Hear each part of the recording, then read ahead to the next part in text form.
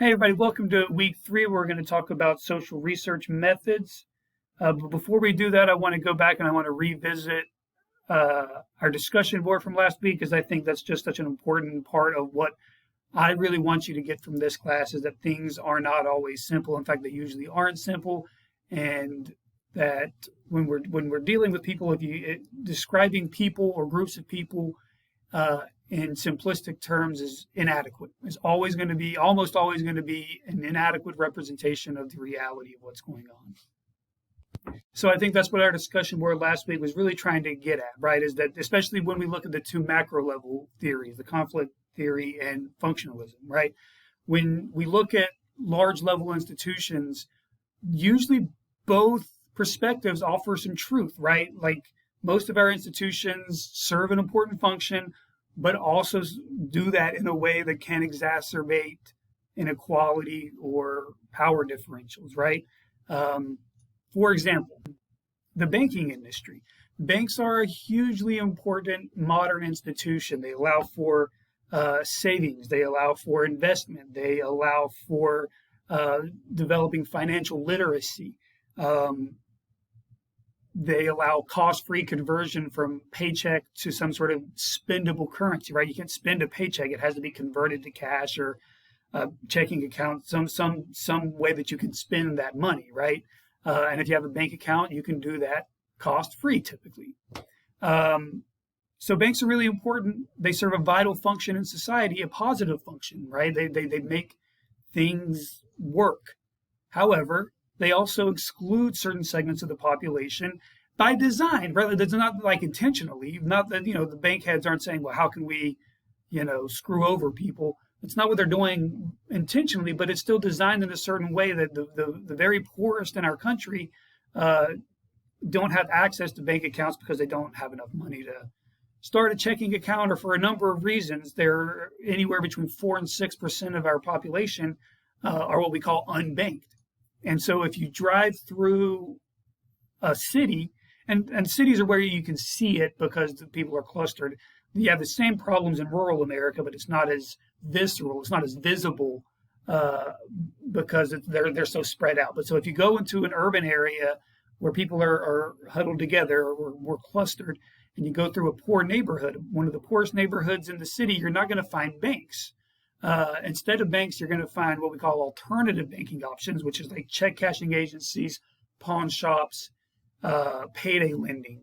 And these are alternatives to the banking industry for the very poorest in our country. But all of those industries cost a little bit of extra money, right? So if you're cashing your paycheck at a check cashing agency, they're taking a little fee out of it, right? If you're borrowing money from a pawn shop, there's collateral, and there's also a higher interest rate. If you're borrowing money from a payday lender, then they can't even technically legally call it interest. It's a fee, right? Because if you called it interest, then it would be like a 500% interest rate. So they can't even call it an interest rate. They have to call it a fee. So all of these things just serve to sort of peck and pick and nickel and dime folks for whom nickels and dimes mean the most, right? So the banking industry, while yes, very important and serves a vital function, it also, by the way it excludes certain folks, exacerbates inequality, and economic inequality in particular. So anyway, both things are true, right? This doesn't mean we need to tear down the banking industry, because that would be terrible, right? But we do need to maybe take a look at who is unbanked and how we can fold them into more legitimate and less usurious forms of financial transactions. And that's just one example. There's a ton of other examples, probably literally every sort of social institution that you can think of. And again, I keep using this word institution and promising that we're going to get into a more in-depth discussion of what I mean by social institutions. But we're talking about like large level social institutions are things that exist beyond a single generation, right? So we're talking about entire systems, right? The educational system, the criminal justice system, governmental systems. These are the things that what we mean by we're talking about social institutions. And there are problems embedded in all of these, but they all exist to serve a certain function. So we can look at the functionalist perspective. We need the functionalist perspective to see how these institutions function and what benefits they bring. We also need the conflict theory perspective to see where they're falling short, how they can be improved, or how they're maybe exacerbating inequality. Because in almost every case, in pretty much every case, I don't say literally every case because that's way too broad of a stroke, but in most cases you can definitely see how these institutions have benefit, but also exacerbate inequality in certain ways. The educational system, very important. Obviously, we need to keep our education system, but the education system produces disparate outcomes for different groups. It's demonstrable. We can show it. Same with the criminal justice system. We just talked about the banking system. All of these things serve vital functions. They also contribute to inequality. Both things can be true all at the same time. And this is where we get into research methods. And this is why I think it's important for all of my students to understand how social research works, even if you're not going to become a formal sociologist. And most of you, probably none of you, are actually going to do that. But I still think it's important for everyone to have a good understanding of how we know what we know. How do we know that the educational system produces disparate outcomes for different groups? How do we know that the criminal justice system exacerbates inequality? And the way we know that is by conducting systematic, rigorous studies. And those are our key words, systematic and rigorous, right? They just mean that you're sticking to your method, right? That you're going through your study in a way that is replicable, right? So that if somebody else conducts the same study in the same way, they're going to get the same results.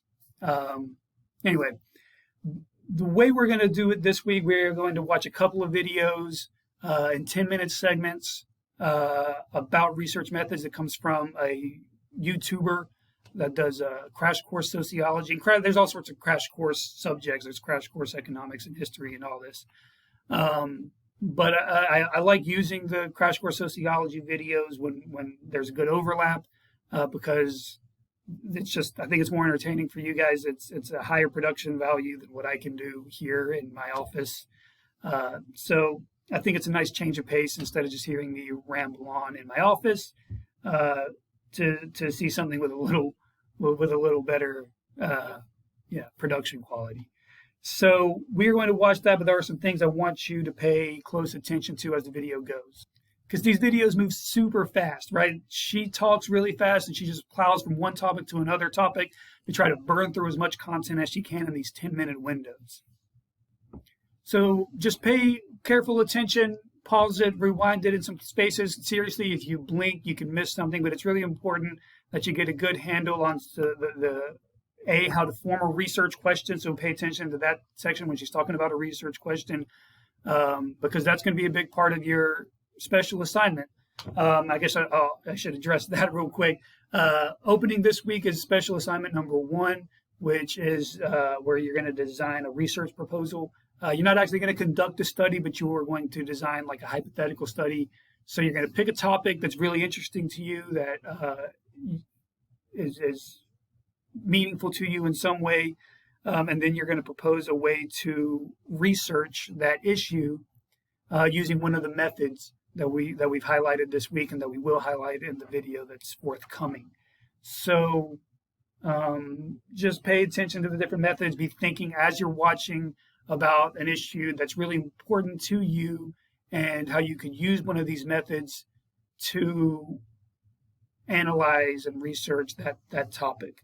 So pay attention to whether you want to do a quantitative or a qualitative study.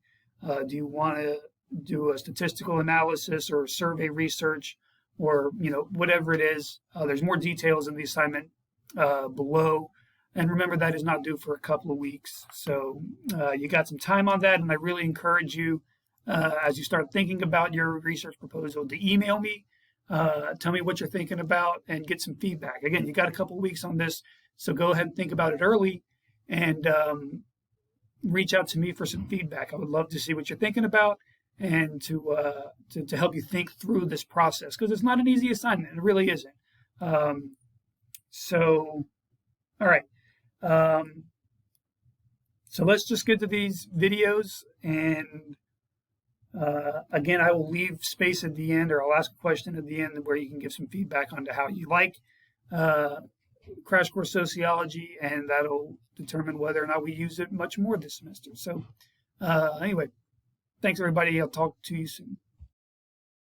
What puts the science in social science? The things you probably think of as science, like biology or physics or chemistry, can seem a world apart from sociology and the concepts we've introduced so far. But sociology is a type of science. It's just not one that uses beakers or microscopes. Rather than investigating the physical, natural world, sociology explores the social world. Now, there are different schools of thought within sociology about the best way to understand the social world. But one of the primary means of conducting sociology uses many of the same basic principles and methods as any of your hard clinical sciences. Can sociology use the scientific method? Check. Does it rely on empirical data? Check. And graphs? Heck yeah!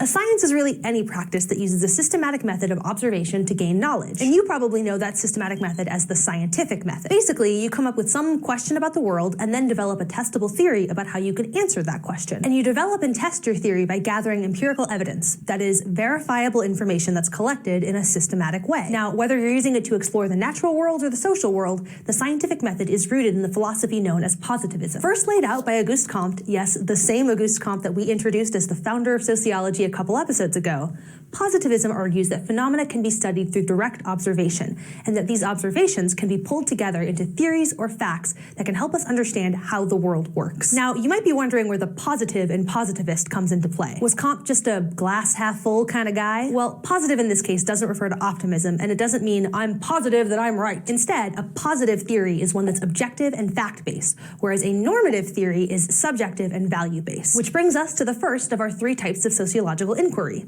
positivist sociology, or the study of society based on systematic observations of social behavior. And here, objective is the key word.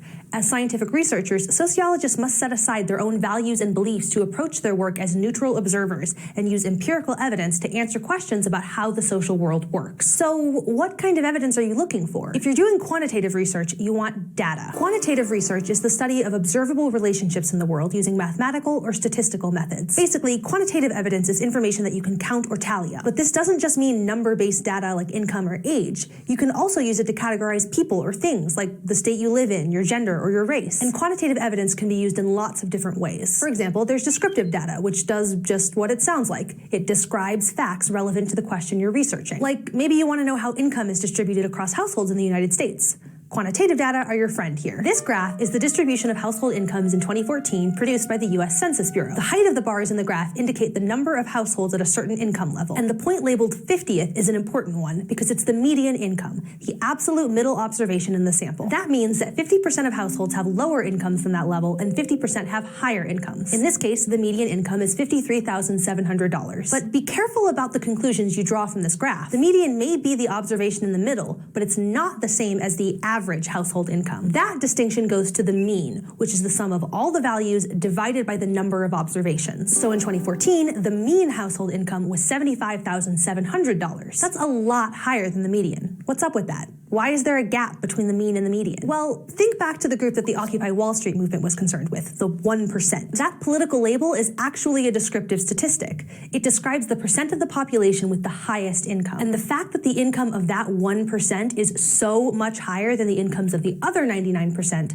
that's why we have a gap between the mean and the median. And I'm not being political here. It's pure mathematics. If you have 99 people making $50,000 per year and one person making $50 million per year, what's going to happen to the mean income? It's going to be pulled way up by the one very rich person. Even though the mode, or the most common observation in your sample, is the same as the median income, $50,000, the mean will be over $500,000. Another type of evidence that sociologists use is qualitative data, or information that's not in numerical form, where quantitative data try to measure Qualitative data try to illustrate or characterize. Sometimes the information that you need can't or shouldn't be distilled into a number in a spreadsheet. Instead, you use descriptions of the world gathered through interviews, questionnaires, and first-hand observation. Like, why do some people get married and some people commit to long-term partnerships without getting married? Maybe some of that is quantifiable, but a lot of the process behind making a decision like that is going to come down to how the couple feels about marriage, and that can't be easily stated in a statistic. There are, of course, limitations to sociology as a positivist discipline. Not everything you want to know about society is going to fit into observable, measurable categories. And what's worse, I don't know if you've noticed this, but human beings are pretty unpredictable. In much of the natural sciences, the environment in which research is done is completely controlled by scientists. Like microbes in a petri dish, they're probably not going to develop free will and mess around with your carefully designed experiment. But if you're studying human behavior, you can't control the environment or how your subject interacts with that environment. So if you're interested in, say, the effects of quality parenting on child development, you can't randomly assign babies to parents. Because ethics. Parents apparently want to raise their own spawn. But more than that, you might not want to be controlling the environment so much. If you're interested in how humans behave in the real world, you don't want your research methods to make them act differently than they otherwise would. Because the fact is, subjects might change how they behave if they know they're being observed. For a really fun and fascinating example of this, let's go to the thought bubble. In the late 1920s, Austrian sociologist Elton Mayo went to a telephone factory known as the Hawthorne Works in Cicero, Illinois. His goal was to help the Western Electric Company figure out how to make its workers more productive. So Mayo split the factory staff into groups, a control group who kept working under the same conditions as always, and an experimental group. For the experimental group, Mayo made a series of changes to their working environment. He gave them different work hours, changed up their rest breaks, even turned up the lights on the factory floor. And lo and behold, the changes seemed to work. The workers in the experimental group became more productive and absenteeism dropped. But the truth is, the changes to the physical environment weren't what made the difference. Yes, brightening the room made the workers more productive, but it turned out so did dimming the lights, and so did reversing all of the other changes that Mayo made. Eventually, Mayo realized that the workers were working harder because he was observing them. The fact that the workers knew someone was watching how hard they worked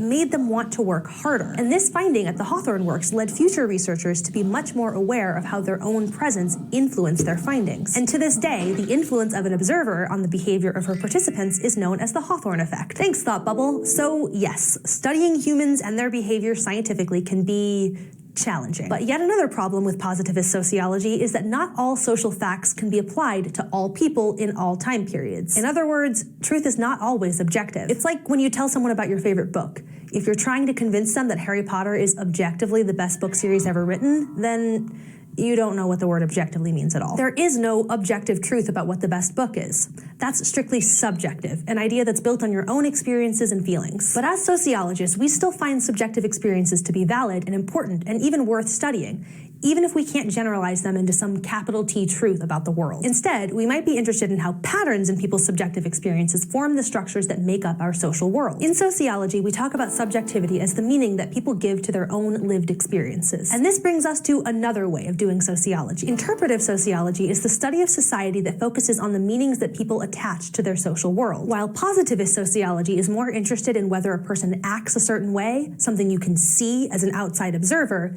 Interpretive sociology asks, why this behavior? What's the meaning behind it?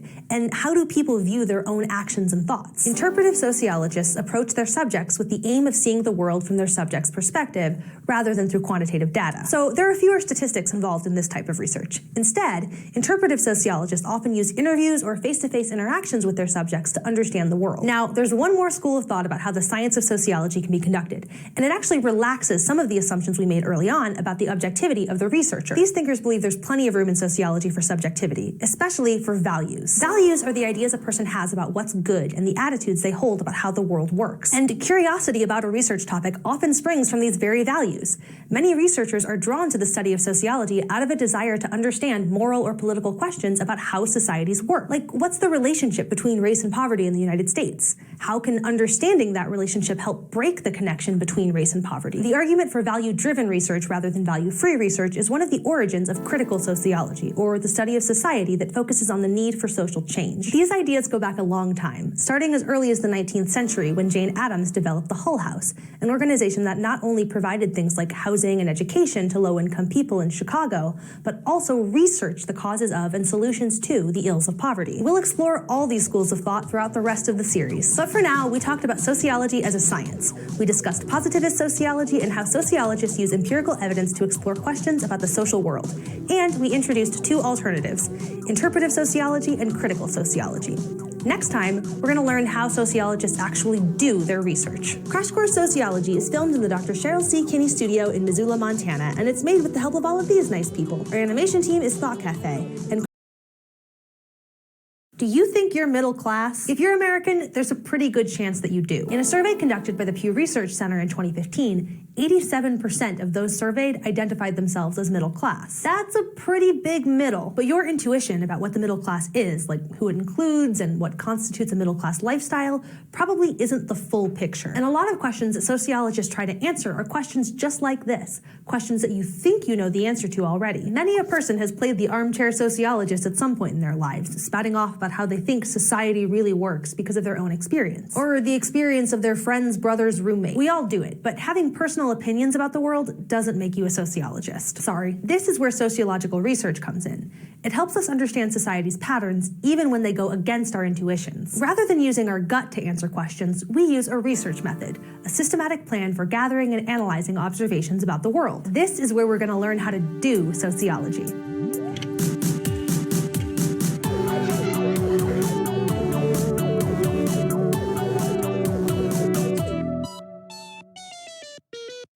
First things first, research starts with a question. And the key to deciding on a question is defining the concepts that you're studying and making sure that both you and your audience agree on what those concepts mean. It's like that thing with the dress. Some people thought it looked black and blue, and other people thought it looked white and gold.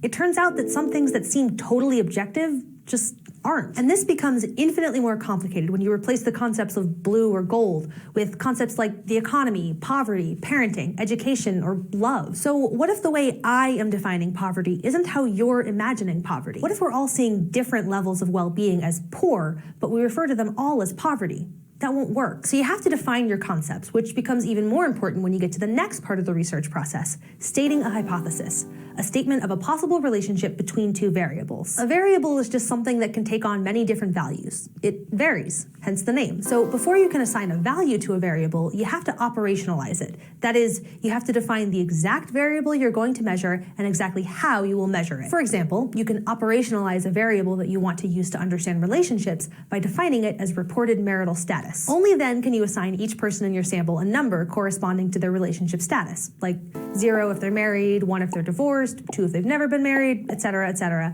until every person is labeled. And what value a variable takes on is called its measurement. You can measure someone's height, you can measure someone's income, and you can measure someone's relationship status. It doesn't matter how many categories your variable has, 0, 1, 2, 3, 4, whatever. What's important is that the way you define your categories is both reliable and valid. Suppose you decide to use Facebook relationship status as your measure of relationship status among your subjects. For your measurement to be reliable, you have to be consistent in how you measure the variable. So here's what not to do. Say you have two categories for relationship status, single or not single. Two different sociologists are going through the data assigning values based on Facebook status. One decides that people who say it's complicated get the label not single, while the other decides that these people should be called single. That's not consistent. Every person with the same characteristics, in this case the same relationship status, needs to be assigned the same value. And in order for your measurement to be valid, it has to actually measure something that directly reflects the concept that you're trying to study. Facebook relationship status may be a useful measure of whether someone's single or not, but it's not a valid measure of, say, their political views. Once you know how you want to measure your variables, your hypothesis will be an educated guess about how they're related, often using an if-then statement. Here's an example of a hypothesis based on what I was talking about earlier. If someone lives in a city, then they are less likely to refer to themselves as middle class. In this case, geographic location is what we call the independent variable. It's the variable that we think is affecting the change in how people describe themselves. But you can also have variables that you believe are affected by changes in your independent variable. These are your dependent variables. Your hypothesis is that they change when the independent variable changes. But you have to be careful because correlation does not always equal causation. Correlation is what happens when two variables move together. It can be easy to misinterpret interpret a correlation to conclude that one thing causes the other when it really doesn't. For example, murder rates tend to be high when ice cream sales are high, but it's ridiculous to think that more ice cream causes more violence or vice versa. What's missing is a third variable: heat. More people commit crimes during hot months, and more people buy ice cream then too. Okay, once you have your hypothesis and you know what types of variables you need to test it, you're at your next step: collecting your data. There are 4 main ways that sociologists collect data: experiments, surveys, participant observation, and existing resources. Experiments in sociology work much as they do in the natural sciences, just with humans as subjects instead of mice or atoms of beryllium. Let's go to the thought bubble to see a real-life example of how a sociology experiment works. In the 1990s, the U.S. Department of Housing and Urban Development conducted an experiment known as the Moving to Opportunity Study. In it, social scientists randomly assigned low-income families into a control group or one of 2 experimental groups. One group was a control group, which means nothing was changed in their environments. This allowed for a comparison between them and the experimental groups. They received a housing voucher that allowed them to move to cheaper housing, often in a better neighborhood than they were currently in, if they wanted to. Then, a whole bunch of data was collected and is still being collected on many different short and long-term outcomes, including earnings, children's educations, and health outcomes. These outcomes are the experiment's dependent variables. So we have one independent variable, receiving the voucher or not, and a bunch of possible dependent variables like earnings, education, and health outcomes. In an experiment, if the change you predicted occurs for the experimental group but not for the control group, then your experiment supports your hypothesis. And in the HUD experiment, sociologists compared how the measures of well-being changed for the control group compared to those for the experimental group. One of the findings: those who received a voucher had better mental health outcomes, such as lower rates of depression, than those who didn't. The data from Moving to Opportunity continues to be studied to this day and is a key source of research into how neighborhoods affect families' well-being. Thanks, Thought Bubble. The second method that researchers use is a survey, where people respond to a set of prepared questions. Typically, researchers are interested in the responses of a specific group of people, what we call the population of interest. Women aged 18 to 35, veterans, left-handed people, YouTubers, whoever your research question is about, this is your population. But it's unlikely you'll be able to survey the whole population. Even government-run surveys like the census don't reach everyone. So instead, you survey a sample, a smaller group that's representative of the population. And a survey can take many forms. There can be open-ended questions or yes or no questions. The questions can appear in many different orders or be phrased in different ways. So sociologists have to think carefully about these things and about whether the structure of their survey might bias the respondents' answers. Now, some research takes place in a much less controlled environment. Tons of sociology research is done in the field through our third method, participant observation. Participant observation is when researchers observe people by joining them in their daily routines. The result of this type of research is called an ethnography. Researchers try to integrate themselves into a community, hanging out with their subjects, working with them, and so on. They're both observers and participants. This type of data collection tends to be exploratory and descriptive. You're not trying to prove a specific hypothesis.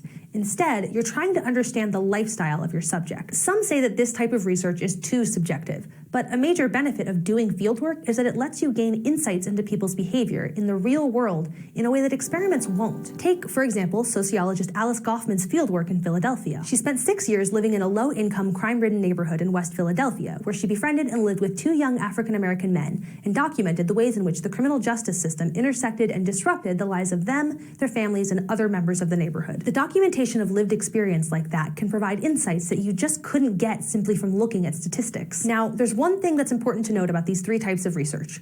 When researchers interact with their subjects, whether it's through an experiment, an interview, or participant observation, they have to take seriously the ethics of their research. Sociologists are answerable to an institutional review board, which ensures that all researchers take the privacy and well-being of their subjects into consideration when they design their research methods. For example, informed consent of the subject is a must.